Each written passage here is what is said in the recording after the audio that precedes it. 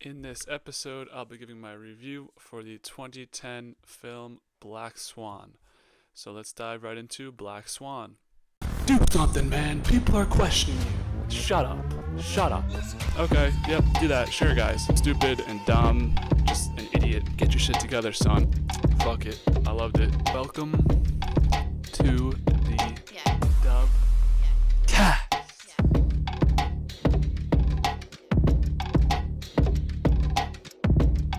Black Swan was released on September 1st of 2010. The genre of Black Swan is a psychological horror. The runtime is an hour and 48 minutes. The budget is $13 million. The director is Darren Aronofsky. The only movie I have seen of his before watching this was Requiem for a Dream. Very interesting movie to say the least. I watched it as part of a school class, so don't really have the most in-depth thoughts on that movie, but there were a lot of twists and turns to that movie. Kind of the same sort of movie as this one. I think that's a solid movie as well. So pretty okay resume coming into this one. So Black Swan stars Natalie Portman, Vincent Cassel, Mila Kunis, Barbara Hershey, and Winona Ryder. So if you're new to the channel, I will do my overarching review of the movie and then compare it amongst the other movies we've reviewed so far on the Dubcast, and then finally go through my thoughts and reactions throughout the movie as I was watching, what I was thinking. So starting it out with my overarching review, wow, this movie was amazing in my opinion. Just really a crazy thriller. Left my jaw on the floor at the end of it. What can you even say? Coming off that movie, like wow, just what an ending. An ending I think I'll think about for sure for a while. You know, I didn't watch this today, but I've been thinking about this movie for a while still after, and just how crazy it was, and just the end. You're so wrapped up in it, you're not even ready for the end at all. You don't even realize it's ending, and then it just ends, and that's it. I guess that's a lot of movies, but this just felt so spectacular, and I really did like this movie a lot. So I was able to luckily watch this with two of my friends, so we were able to chat after and discuss everything through. So that was pretty helpful to kind of break down what we saw in the movie and what stood out to us and what didn't make sense, and if anyone had any questions, things like that. Always recommend watching movies with other people if you can. It's a better experience, but I watch a lot of movies alone too. It's not bad either. Anyways, so this movie felt like everything had such meaning to it, and I don't even know what that means when I wrote that down, but like every scene felt impactful. Something in every scene felt important. You learn little bit more about each character. They do a good job setting the scene of what our main character is going to go through, and this experience at the end just gives you so much emotion. Not even at the end, even there's just so many scenes that provide very explicit emotion to you watching it throughout.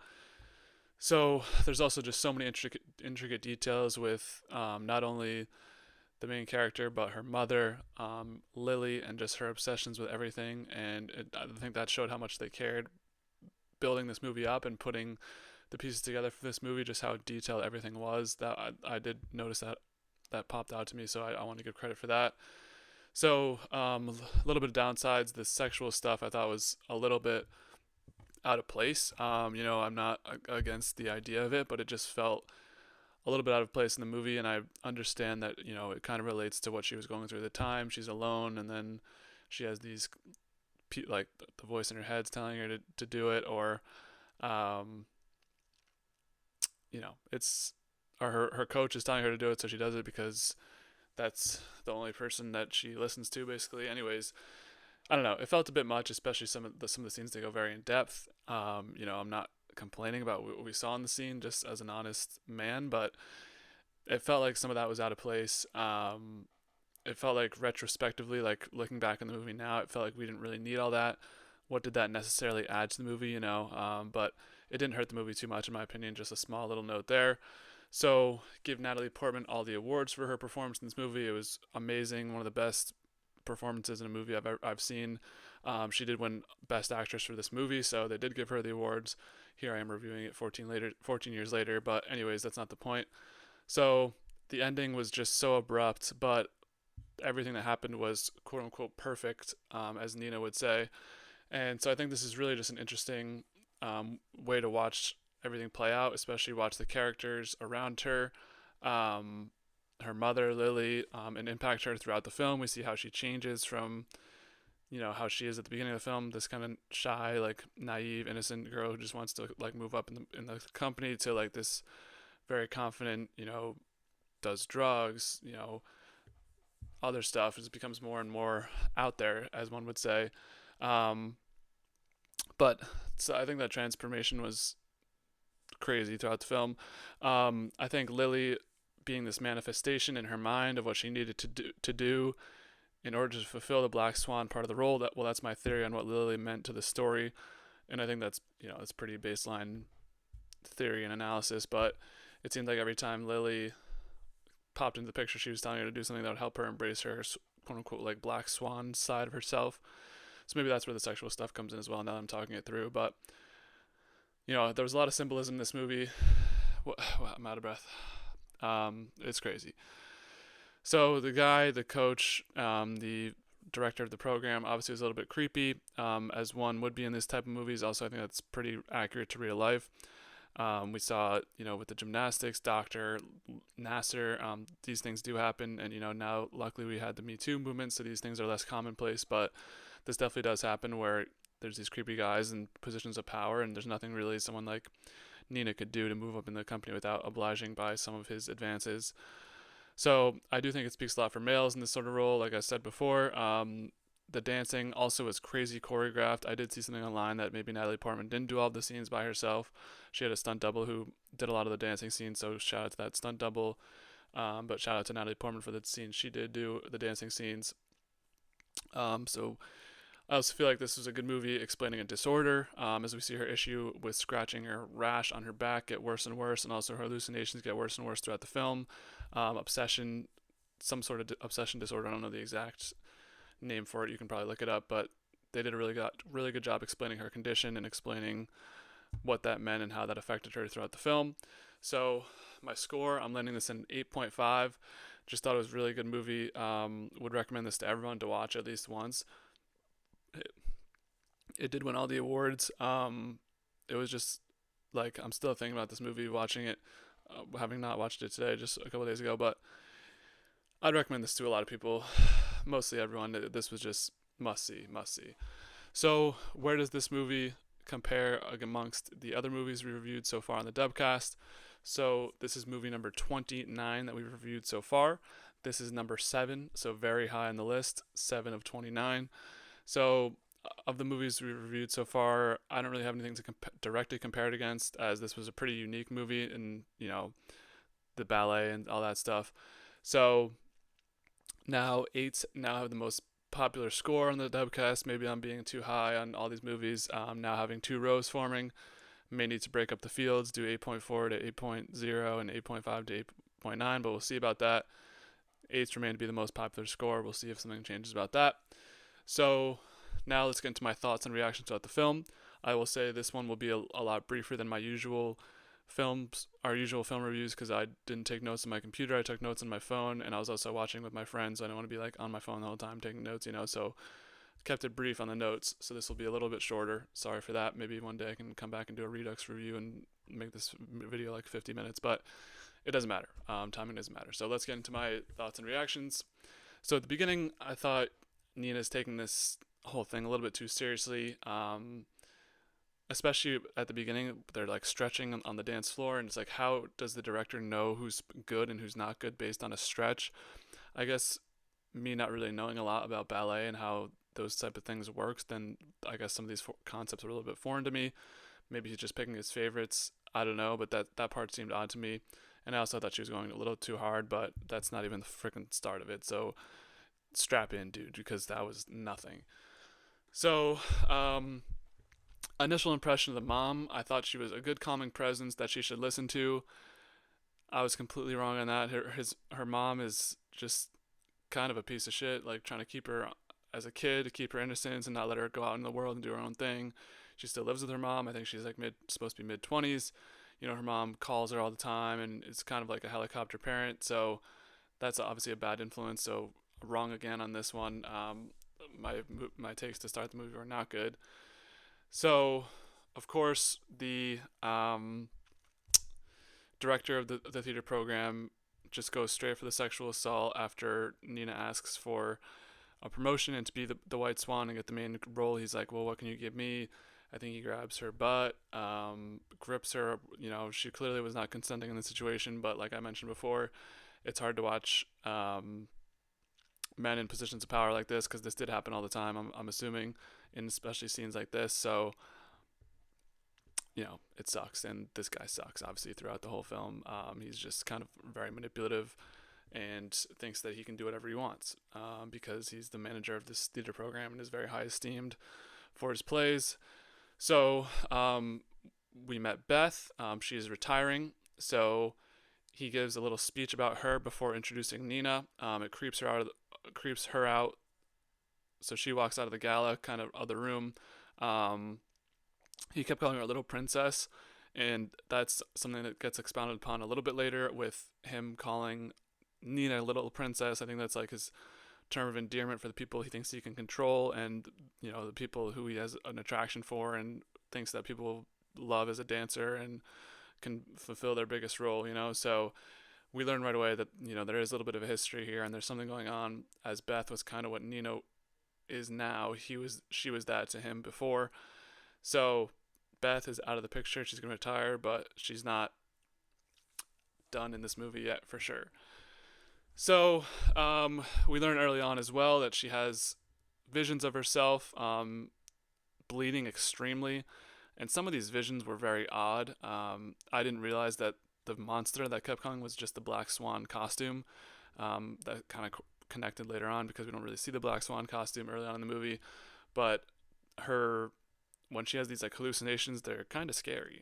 So that's where the psychological horror comes from. Mostly those hallucinations where she's just bleeding out like crazy, and you know, yeah, she's a tweaker, unfortunately for her. So once again, we have the boss being creepy. He asks if she's single. Has she had boyfriends in the past? Is she a virgin? Does she enjoy sex? This was all very awkward, of course. And what are these type of questions? You're not supposed to, you know, like, this is an employee of yours, and you're asking them these type of questions. You know, if this was in 2024, that guy would like he'd be fired probably, or at least have a very strict HR meeting. But it's 2010, and she's trying to move up in the company, so she kind of gives him the runaround of the answers.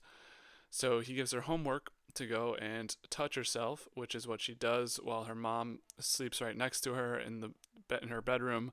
Um, she's doing it. She finally, or not finally, she starts to try it out when she wakes up, and then she looks over and her mom's there. Perfect timing, of course, or perfect way to start your day, right? Anyways, but I think it is important to notice that she does listen to this guy a lot throughout the movie. Um, it's not like he's just giving her things to do and she's like, no, I'm not actually going to do that. I think she does get some sort of inspiration from him and does want to obviously please him, so she does end up doing things even when she's on her own volition, like not in his environment. She does do that homework, as fucked up as it is. So obviously there's a very strong manipulation dynamic there where that it's hard to watch as a viewer because you want her to be like, don't fucking talk to that guy, but it's too much. So we find out that after the party, Beth walked into the street and got hit by a car. Um, and this is crazy because Beth is kind of tweaking out at Nina and the guy while they're at the gala, and then, you know, a couple minutes later she's walking on the street and gets hit by a car. Whoa, like what happened there? She was obviously very belligerently drunk. Um, Things happen, I get it, but that was a pretty sad part as well. Beth's story is pretty sad because she's like a used toy. Once he's done with her, he has no use for her and doesn't really want to talk to her anymore and doesn't really want to engage with her after she is done dancing and can't provide him anything else like that or like she used to. So maybe she stood up for herself. We don't even know that either. But unfortunate that she felt the need to like put herself in that position to be endangered. It is what it is.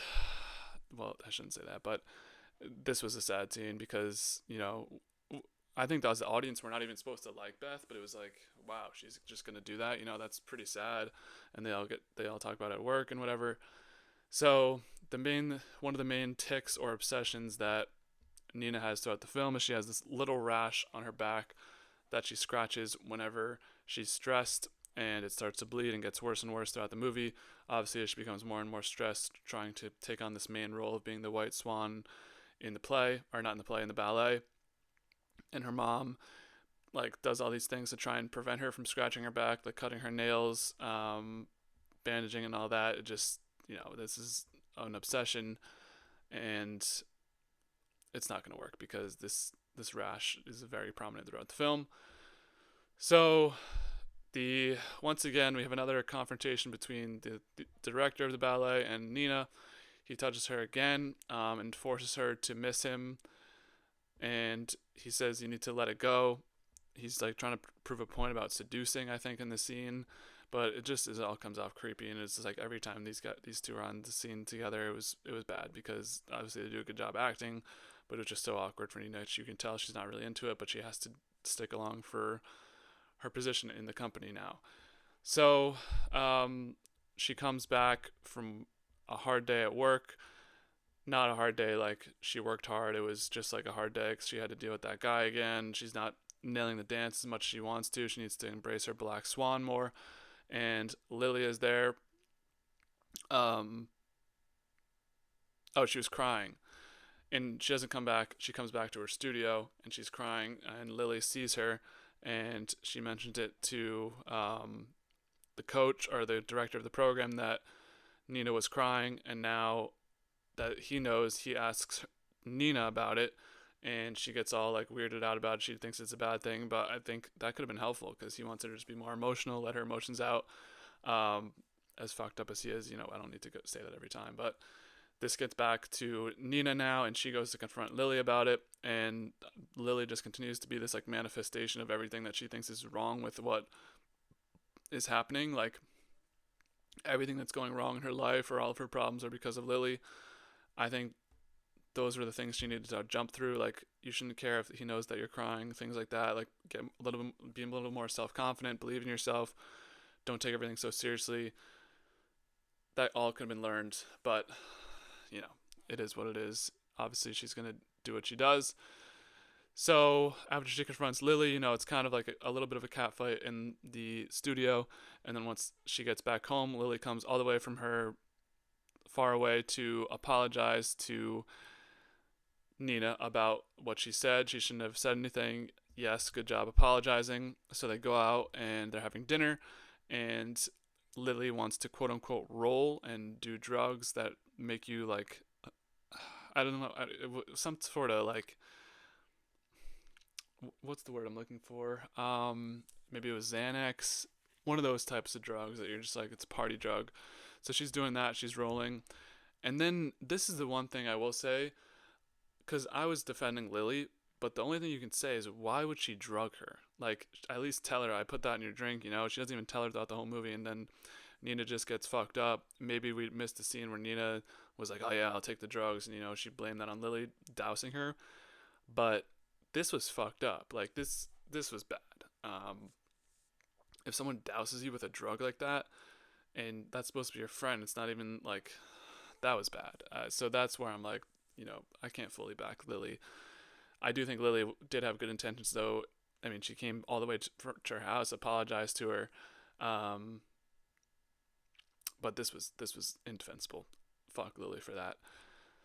So she has a night out. She meets Sebastian Stan. He's in the movie for like 2 minutes. So that was funny. She comes back super late, even though the next day is the performance or like a roll call or something, an important practice. I think it's rehearsal.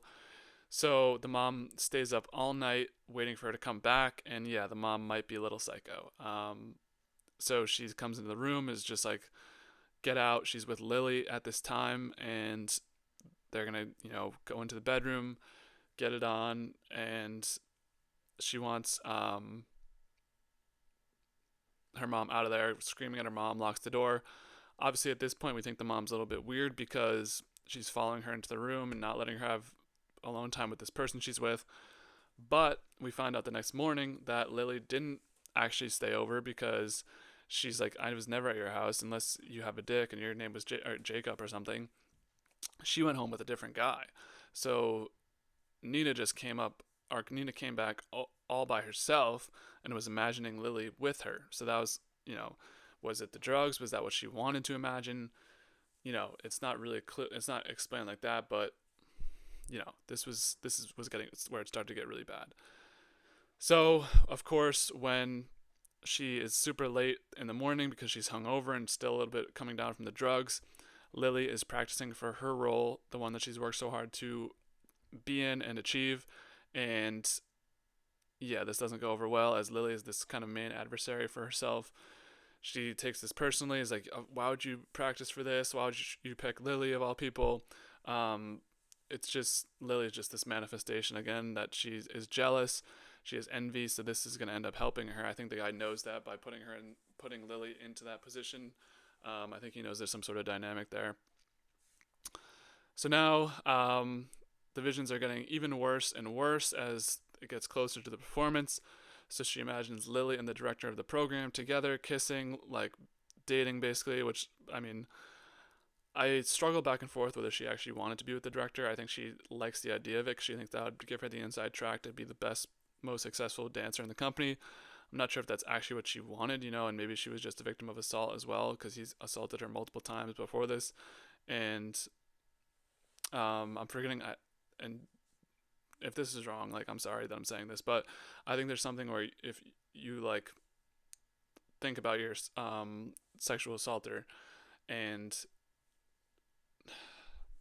in a way, like, I don't know, there's definitely something going on here with that. I don't think she actually wants to be with him, but like the idea of how he's treated her and kind of groomed her and all that, it makes her think that way about him and be jealous that she would be with him, that Lily would be with him. She also envisions Beth stabbing herself, and now her mom and her paintings just being a demon. So this is really bad, especially as the performance gets closer and closer, but she refuses to get help for herself because she's so focused on this performance and doing the best she possibly can. So we finally get to the big performance. There's 3 stages. There's stage 1 where she's the White Swan. I think and stage 2, or act 1 and act 2, she's the White Swan, and then act 3 she has to be the Black Swan. So in the first part of the performance, she comes into work and something's wrong with her, and at this point she's still very sick. Her mom doesn't want her to go. She called in sick and Lily was going to do the dance for her, but she goes in and she screws up the first part of it, and now Lily is in her dressing room to have a confrontation and say, like, what the fuck was that about? I was supposed to be the one doing the dance and you just completely replaced me. But no, Nina's not having none of that. She's going to stab Lily, seemingly kill her, and just leave her in the dressing room to go out for act 2. Wow. Actually, this may have been, I think there's 2 acts, not 3 acts. So the second part was the Black Swan, the first part was the White Swan. So she does the White Swan part, and then she does the Black Swan part now. And this second part, she does the most amazing performance of the night ever. She kills it. She does crazy Black Swan while she thinks Lily's dead in her dressing room. Turns out she wasn't, but gives the performance of her life. She kisses the boss man after doing this, playing into that dynamic as well once again. So the big reveal at the end of the movie, she didn't actually kill Lily because she sees Lily congratulate her. She stabbed herself, and now she does, okay, maybe there were 3 acts. So now she does the last 2 acts by herself as the Black Swan. The one before was the White Swan, so she does great in that one. In the second part of the White Swan, now does the last part, the Black Swan part. This was crazy. This was like a Michael Jordan flu game, bloody sock game. She has a freaking shard of glass, and she has to pull it out. She's bleeding. My one question was, how did nobody notice that she was bleeding, especially because the guy's like lifting her up. Thought that was, maybe that was a little bit unrealistic, but basically she's been practicing. At the end, you do a little jump off this little platform into the net, and once she finishes the Black Swan Black Swan performance, jumps off that platform into the net. Cut. She's dead. I think she's dead. Obviously she's dead. So she just gave her all, gave her life for that performance. It was great. It was awesome. They all went down there to congratulate her, but she's no longer going to be with us after that. So just an absurd ending. All the emotions, at first you think she's a killer, so you're not even rooting for her, but then you realize she didn't actually do it, and you're like, okay, that's good, she killed this performance, but no, she stabbed herself. So now she falls to the end, and a fitting end, I think. It's just a very sad story of obsession and always wanting to be perfect. And yeah, there's just a ton of thematic messages on this one. I touched on a lot of them. There's still more that I probably didn't even think about, that me and my friends didn't think about, but that's Black Swan, man. Really would recommend this movie. I've had it on my list for a while. I didn't know what to expect of it because I knew it had ballet and dancing and all that stuff, but this was way better than I expected, and this is definitely something that I'm going to be recommending to people moving forward. So, what do you guys give this movie out of 10? Am I too high? Am I too low on it? What were your thoughts on Black Swan and anything I said here today? If you like this video, we got movie reviews at the wazoo. I got more coming. Most recent one was Snowpiercer last weekend, and now on the way I have Werewolf by Night and Magnolia are the next two. Besides that, doing weekly NFL streams, talking about Week 10 recap, Week 11 predictions this week. Also doing Survivor weekly episodes covering Survivor. So that's where we're at right now in the Dumpcast. Stay tuned for more content. I'm always posting videos and stuff. Subscribers have been going up, likes, views, everything's going up. So appreciate you all for being here. As always, be easy and make sure to not be the black swan and be the white swan, and not stab your friend and be alive and die at the end of your dance performance. Be easy, y'all.